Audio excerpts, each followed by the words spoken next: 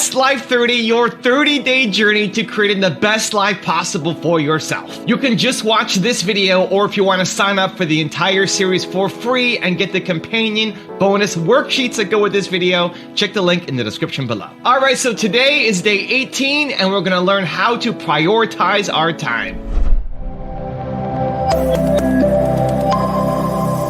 One of the lines from right out of the 5 a.m. Club is, one of the DNAs of legendary is longevity. So if you look at the Picassos, the Jean-Michel Basquiat, you look at the great sports champions, you look at the great history makers, they were much better at energy management than time management. And so we're in a war against distraction right now, and what we really have to do is optimize our energy. How do I do it? Well, I mean, I get to the morning routine, which the whole book is based on.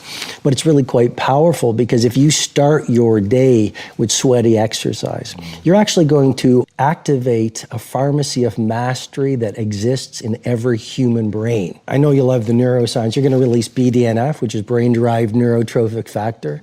That's going to actually accelerate your processing. It's actually going to repair brain cells that have been damaged by stress. You're going to release the neurotransmitter dopamine, which is the fire neurotransmitter, which we all need as entrepreneurs and business builders and servants of humanity. Cortisol, the fear hormone, is highest in the morning, so exercising first thing in the morning is going to reduce that. I'm getting into my 20-20-20 formula, but I mention it because it is a way to maximize your energy. So talk to us about the 20-20-20. I mean, you sort of started it there with the sweaty exercise, but what's the rest of that formula, which is pretty powerful? Sure. So the new book is all about rising at 5 a.m., and that's because if you look at the great creatives and the great saints and the great humanitarians and the great titans of industry, many of them got up at 5 a.m. Even right now, you've got Tim Cook and you've got Howard Schultz, and it goes on and on. Before the sun rises is the time of least distraction. Before the sun rises, where you can build intimacy and fluency with what you want to stand for in your day. Before the sun rises, the luxury and tranquility of the early morning hours, you can do that deep inner work that will allow you to go out in the world and play at your best. So what the 20-20-20 formula is simply this. There's 3 pockets. The first pocket is move, 5 to 5:20. And you get into the sweaty exercise because, like I mentioned, it releases neurotransmitters, it reduces the cortisol, increases your metabolic rate, which gives you more energy. So now, and serotonin as well, which gives you joy. So now it's 5:20. Fundamentally, you feel different. You have energy. Your state is strong. You've got a fire in your belly, and you've accelerated your focus. 5:20 to 5:40 is the second pocket of the 20-20-20 formula, which is reflect. We live in a world where a lot of people are busy being busy, but what's the point of being busy around climbing the wrong Mount Everests? And so clarity is one of the DNAs of mastery. You know this. If you talk to the titans of industry and you talk to the people really getting traction around their ambition, these are people who have a monomaniacal focus on the few things that matter. They have an obsession bordering on a possession around the few priorities they want to build their life around. And so 5:20 to 5:40, the second pocket, you write in a journal. You meditate. You visualize. You do what I call in the book a blueprint for a beautiful day. Or you just sit in solitude and you think and you ponder and you reflect. And then the final pocket is 5:40 to 6 o'clock, and this is the victory hour. The final pocket is grow. But if you look at the greatest billionaires, I've coached many billionaires over the past 20 years. If you look at the greatest producers on the planet, these people have one thing in common. They are ridiculously curious. And no matter how much money they make and no matter how much impact they have, they maintain a white belt mentality. One of the keys to epic performance is a relentless commitment to daily growth. So that's the 20-20-20 formula that the 5 a.m. method is built around. And the premise is basically this: as you begin your day, so you handcraft the rest of your day. And if you have consistently great days, you're going to have consistently great weeks, quarters, year, and a lifetime. So your days are your life in miniature, and you got to get those mornings calibrated if you really want to win. When you look at prioritizing, it really lives in, and I'm gonna say this word, and you're probably not gonna wanna hear it, but when I tell you it's a game changer, when you master, and just for now, begin to operate inside of time management. I used to resist time management because I'm a free spirit / people would call me a rebel back in the day, meaning I didn't want to be controlled. I'm a butterfly. I wanted to soar. I wanted to be free. Well, the reality is that when you manage your time more effectively, you actually create more freedom. That was a huge aha for me. Somebody's gonna BOL right now, like breakthrough out loud. Because when you time manage, meaning I'm gonna use better blocks of my time. Let me give you some examples for that. I'm gonna use better blocks of my time, meaning I'm only gonna go in my email 3 times a day. I go on my email about 9:30, between 9:20 and 9:40, I go on my email. I stay in my email for 30 minutes. I'll go back in my email about 3 o'clock in the afternoon. I stay in my email again for about 30 minutes. I go back on my email one more time at 6 p.m. I stay in for about 30 minutes. That's it. I don't go in 19 times. I don't go in 20 times because 3 times a day gives me adequate time to see what's in there, see what's new, and act appropriately. Otherwise, it's throwing me off. I time block my day, about 90 minutes each time block to do a task. Even if a task only takes me 30 minutes, I time block 90 minutes because I get distracted. But when you time block your day and then you schedule each day, not every day looks the same. I have a time block for everything I need to do for 7 days out the week. Can you believe that in that time, I got more things done? You have to become comfortable with your no. My grandmother says, baby, she starts every sentence with baby. Baby, if you want your yes to have more value, you need to learn how to exercise your no. See, your yes might not have its value anymore. Why? Because you give it away too much. You give it to too many people. You give it away too often. You're always overcommitting, and then you feel drained and frustrated, and you don't have gratitude in your heart because you're overcommitted. Well, that all started with a yes that should have been a no, or should have been a I'd love to, but not now.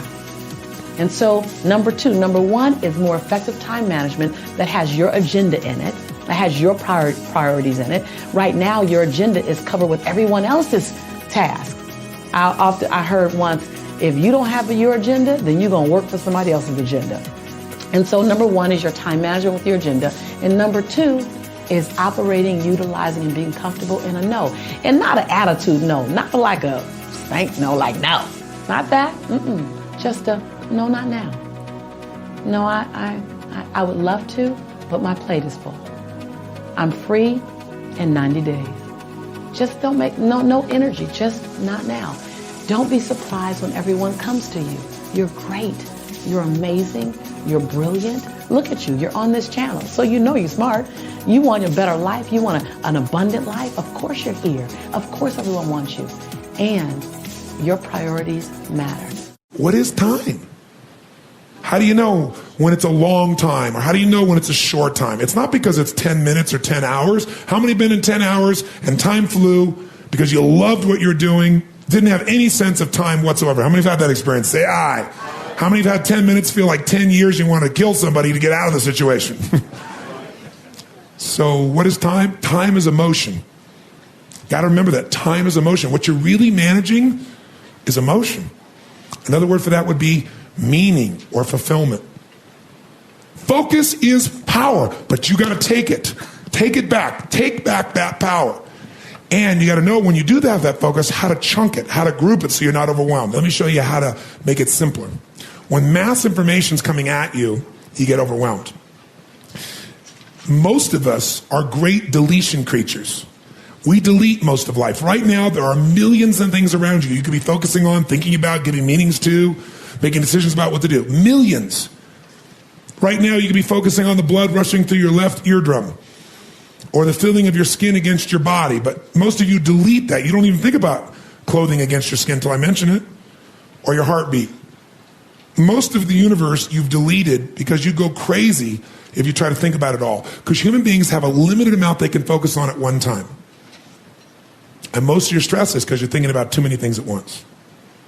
In fact, when people don't do things It's not because they can't.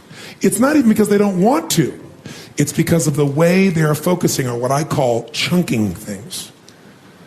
When people don't follow through, here's what they do. I'll give you an example. Who here believes exercise is very important, but you don't exercise regularly? Let me see a show of hands. Raise your hand. More hands than most of us want to raise our hand, right?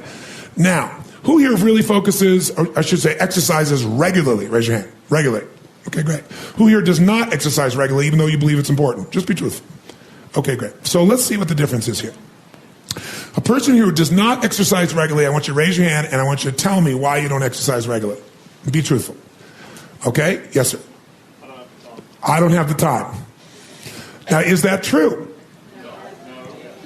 He even knows it's not true. He's going to answer you first. No. But it feels like he doesn't have the time because time is emotion. And he's got so many other things he is focused on getting results in that adding this to the list seems like a lot, right? And the other things are very important to him, like his business. I don't have the time. He has the time. What's the real reason he doesn't do it? Because of the way he thinks about exercise. When he focuses on what it would take to exercise, he does it very differently than someone who follows through. When you think about exercising, what's involved? At the moment, about mile 14 of the London Marathon. Quite painful. Okay, he starts thinking about, I got to get to mile 14 of the London Marathon, and that even the thought of trying to get to the 14th mile, much less the 25th mile, is like beyond my imagination right now. So he is what I call over-chunked. He's not thinking about what he wants. He's thinking about what's painful. You just saw a perfect example. He's not even thinking about victory or succeeding. So the chance of him following through on something that he associates major pain to, when he can do something else right now he can feel competent or successful at, his chances of following through are very limited. How many will follow that? Say I. His focus is on failure. His focus is on pain. That's why he isn't following through. Okay? He's also focused on the 14th mile of a marathon rather than today's workout. Which one seems more daunting to you? So when you think of what it, and here's also what he's thinking about. He's thinking about the process, not the outcome or result he wants. And when you think about what it's going to take to do something, usually it takes a lot and you're not going to want to do it. So he's over-chunked himself. He's trying to eat the whale whole without taking any smaller bites. And it seems too big for him, so he says, well, I'll do it when? Later. As my Australian friends would say, later. Right? And of course, the problem with doing it tomorrow is when you get to tomorrow, tomorrow is today, and tomorrow never comes. So, and you keep promising yourself. By the way, what does this do to you emotionally when you keep breaking your own promises with yourself? Or you keep failing to do things that you know are important? Does it increase your level of certainty and confidence? No. What it does is it erodes it. And when you erode confidence in one area, believe it or not, it affects the other areas too.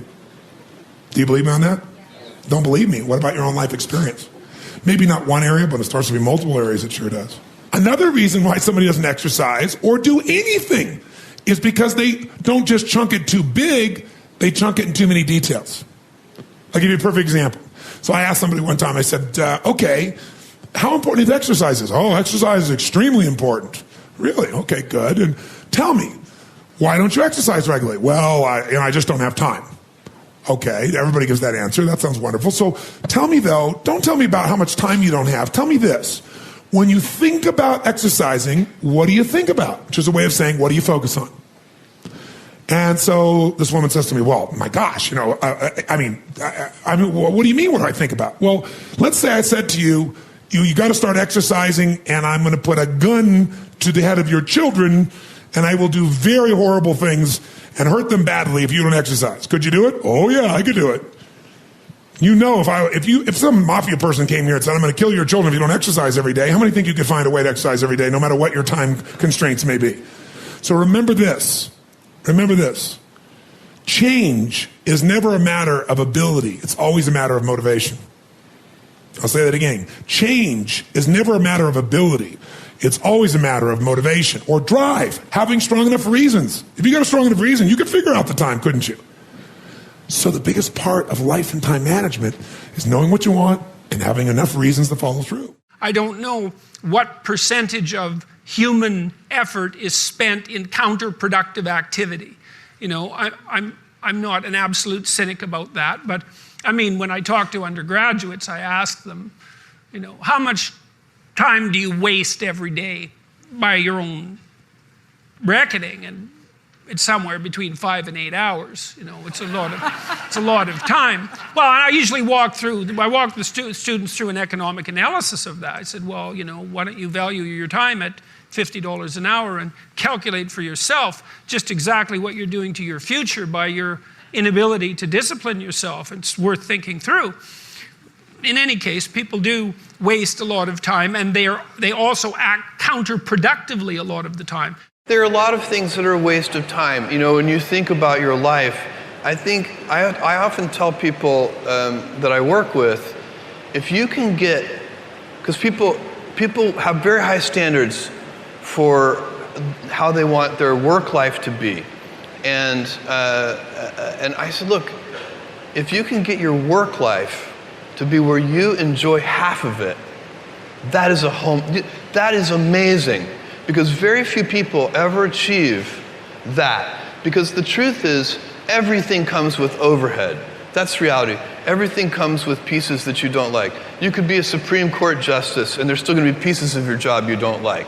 You can be a university professor, and it's still going to be, you have to go to committee meetings, and you have to do things. You know, every job comes with pieces you don't like. And we need to say, that's part of it. And not resent those pieces, or try not to, but also try to minimize them. I tell senior executives, you should have the least stress. You know, there's this weird, I think, false idea that CEOs, I'm a CEO, there's this false idea that CEOs are under the most stress. Well, I look at that, I'm like, why? You're in charge. Why don't you delegate the stress? It's your choice. And so you have to figure out how to set up your life in such a way that you can minimize the things. And I find people don't dislike hard work. What people dislike is being out of control. Like, they can't control their life. They can't control their environment. This happens to me when I get overscheduled. I hate being overscheduled. I want some time to be able to think and free myself. We all have the same amount of time in the world. Nobody has more time than anybody else. And when you become a very successful person, one of the things, you start to get overscheduled. You have this event. You had to agree to do this. And maybe last night you were like, why did I agree to do this? I have to go on stage tomorrow. I wish I were really with my family. And, you know, or I hope maybe not this case. Let's say that you like this one. But in general, that kind of thing happens. And so you have to guard your time and try to stay a little bit flexible.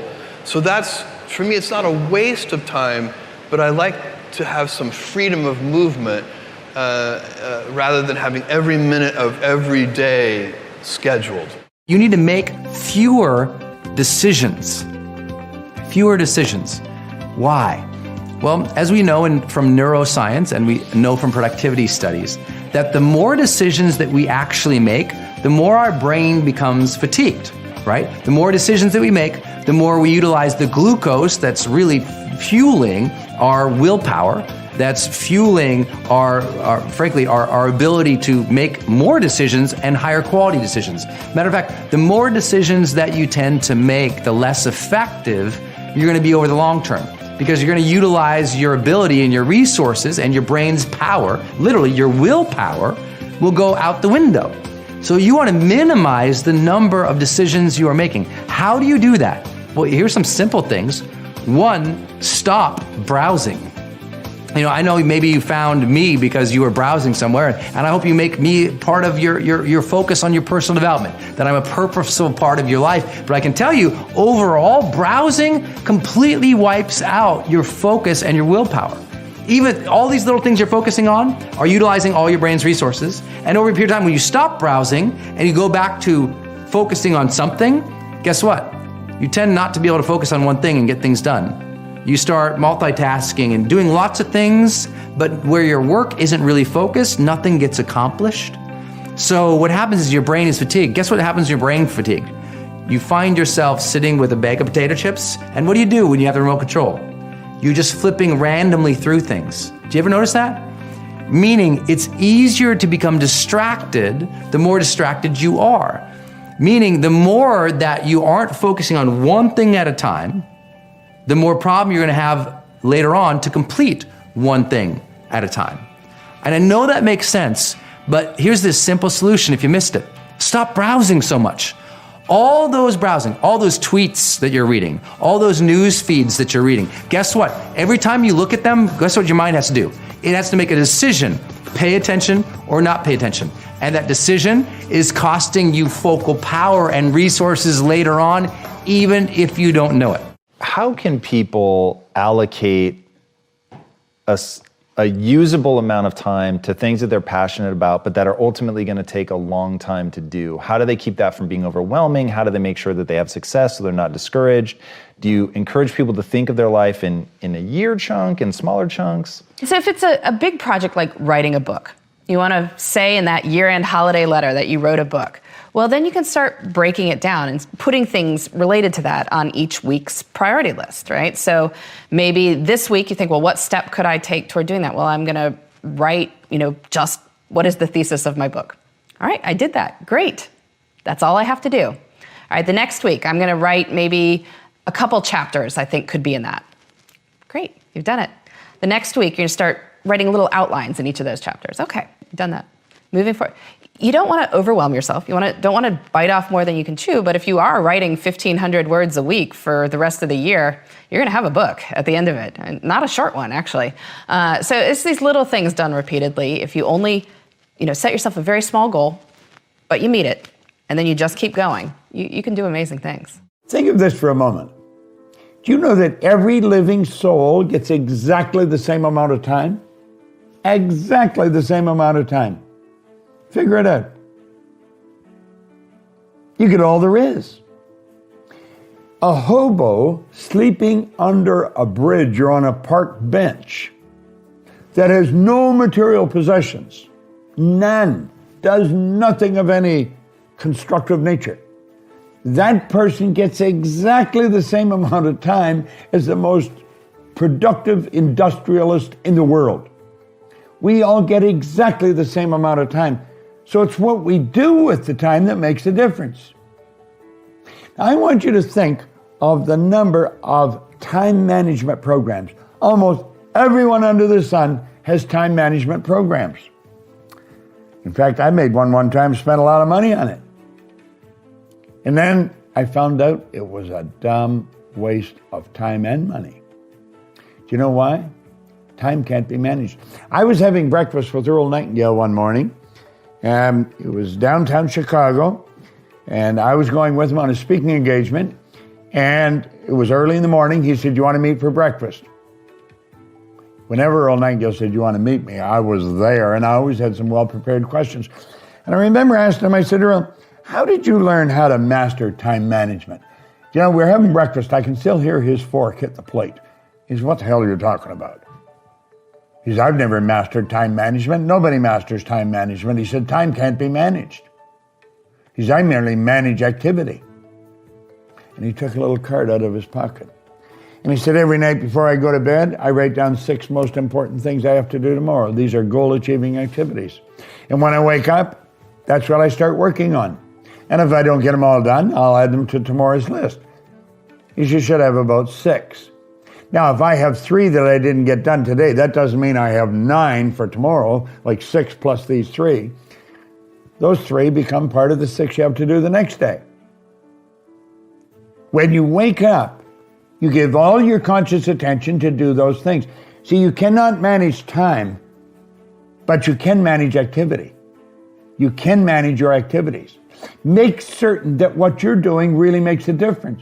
Make certain that you're spending your time on activities that are productive, that are taking you in the direction of your goal.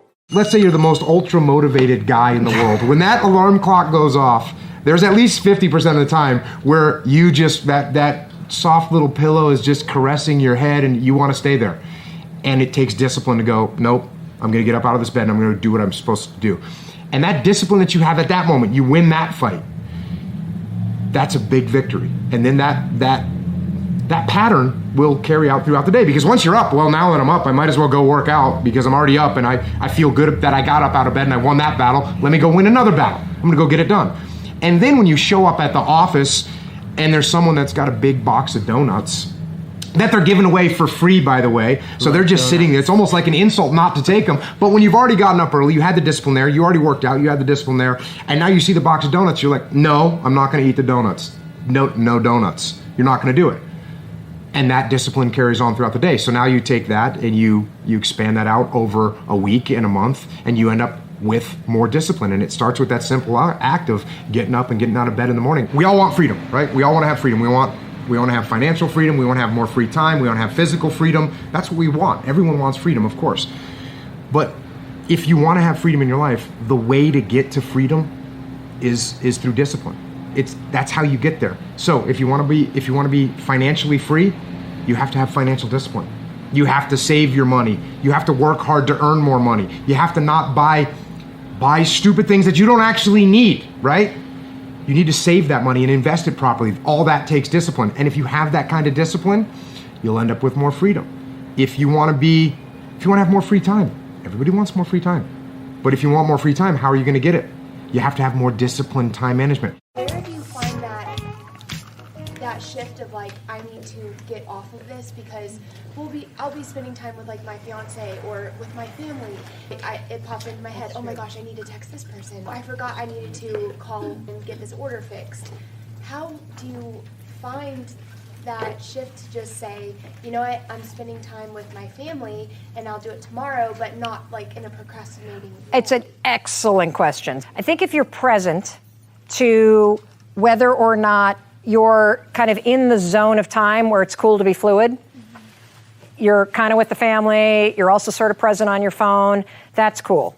If you've decided that because my kids are starting to complain or my fiance's starting to complain that I'm always like this, then you got to honor that if you're going to say I'm putting down the phone between 7 and 9 o'clock tonight, and I'm actually just going to be present with you, you've got to honor it. So what I will do is I'll just jot a note to myself. So instead of picking up the phone, I'll just jot a note down. You've had the experience, right, where you got to like be at a meeting at the school, or you have to catch a plane, or you've got a doctor's appointment. And have you ever noticed that when you've got an anchor like that, your whole day condenses and you're more productive because you've got this deadline? And that's called Parkinson's law. So Parkinson's law, it's a research-backed fact that when you have work to do, it will expand to the amount of time that you have to do it in.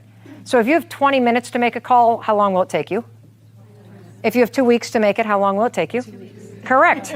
So if you, every day, no phone in your room, you set that one priority that matters to you. If you got time to kind of inch it forward just a little bit, great. You've already made progress. You're done for the day. Then you look at your phone. You also set a quitting time right then and there. The majority of days you'll honor it. And that quitting time means, for me, it means I'm not on my phone. And everybody that works for me knows if there's an emergency or if we have to do something, they'll call me. So that helps a lot. My challenge in our generation is that gradually through entertainment, through television, through media, through every way possible, we are living in a generation of the dumbing down of ideas.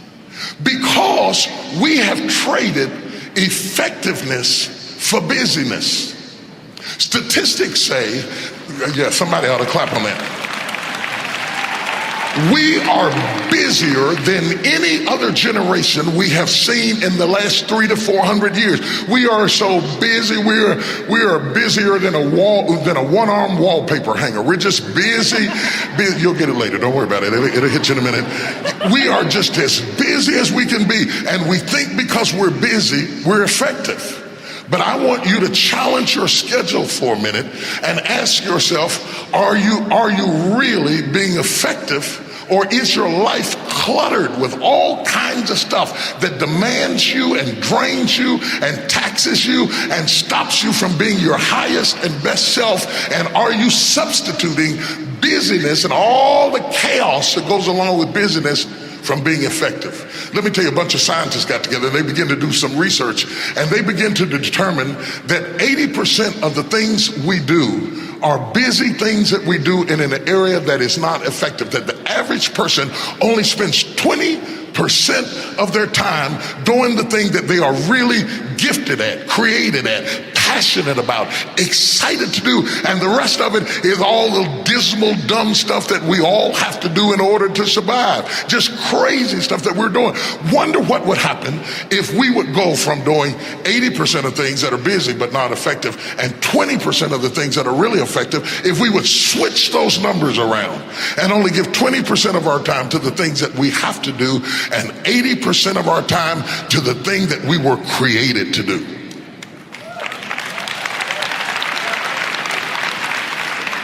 Wonder what would happen to your life. Now think about it a minute. There's a lot of things you could take from me and I could make it. You could take my suit, I got another one. You could take my car, I could get another one. You could take my house, I could get another house. But when you take my time, you have taken something from me that is totally irreplaceable. We take all kind of classes for money management. We know how to manage our money. We know how to repair our houses. We're working on our hair and our bodies and all of this kind of stuff. We do everything except the most important thing is to value our time. It takes time to be creative. You were meant to be creative. You were created in the likeness and the image of a creator, and in that likeness and in that image, you have creativity. If you had time, you would be creative.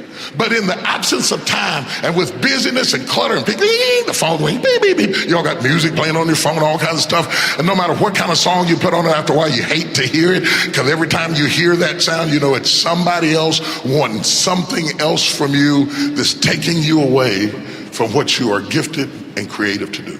The question that was asked was, how do we maximize the use of our time? Here's my answer. And I learned this from Dr. Daniel Siegel, a UCLA psychotherapist. He says, divide the time in 24 hours into the following sections. So sleep time, meditation time, exercise time, relationship time, downtime, creative and play time, focused work time, and when you eat. And when you're doing each of these things, then just do those things. Don't do anything else. I thought that was very brilliant, and I've been doing this now for a number of years.